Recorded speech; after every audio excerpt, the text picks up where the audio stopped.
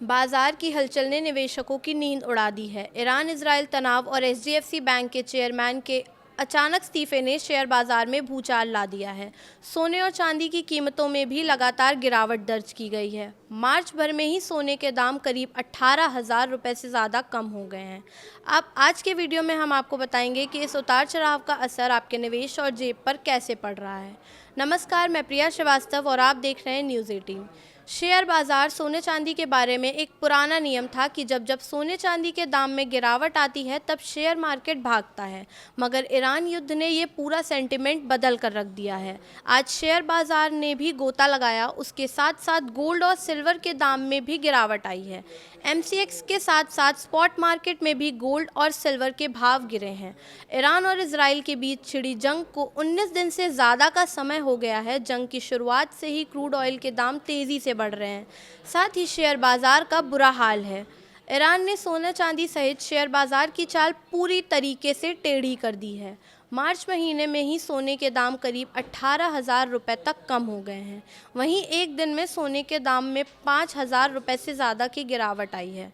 Gold price India के मुताबिक सोने के दाम सिर्फ मार्च भर में ही 18,000 रुपये प्रति 10 ग्राम कम हो गए। जहां एक ओर सोने का भाव 1 मार्च को 1,67,000 रुपये पर था, वहां आज यानी 19 मार्च को घटकर 1,49,005 रुपये प्रति 10 ग्राम पर आ गया है। इसी तरह 18 दिन के अंदर सोने के दाम में 18,000 रुपये की गिरावट आई है। वहीं ध्यान देने वाली बात ये भी है कि वही टाइमलाइन है जिसमें ईरान और इजराइल के बीच में युद्ध छिड़ा हुआ है। वहीं वायदा बाजार में भी सोने के दाम में गिरावट आई है।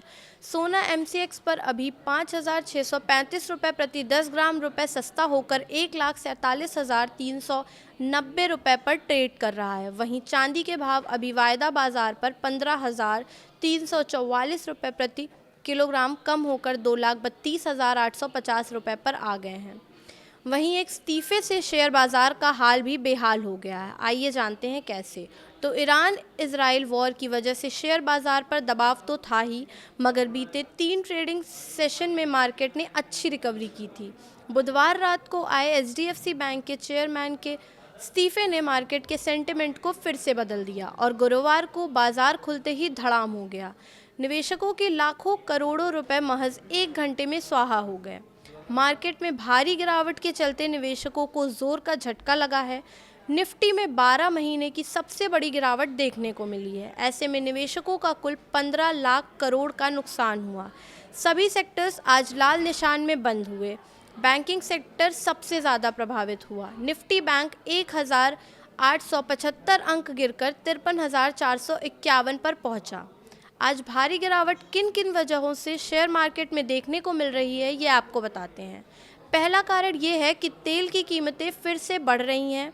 ब्रेंट करीब $110 प्रति बैरल और यूएस क्रूड $100 के पास पहुंच गया है। इसके बाद दूसरा कारण है फेड चेयरमैन जेरोम पॉवेल के इन्फ्लेशन पर कमेंट से रेट कट की उम्मीद कमज़ोर पड़ गई है, जिससे वॉल स्ट्रीट रात में गिर गया। वहीं तीसरा कारण ये है कि यूएस डॉलर पहले थोड़ा कमज़ोर हुआ था, लेकिन अब फिर मजबूत होकर 100 के ऊपर पहुंच गया है। इसके अलावा चौथा कारण है एचडीएफसी बैंक के चेयरमैन अतनु चक्रवर्ती के इस्तीफे की खबर ने निवेशकों को चिंतित कर दिया है।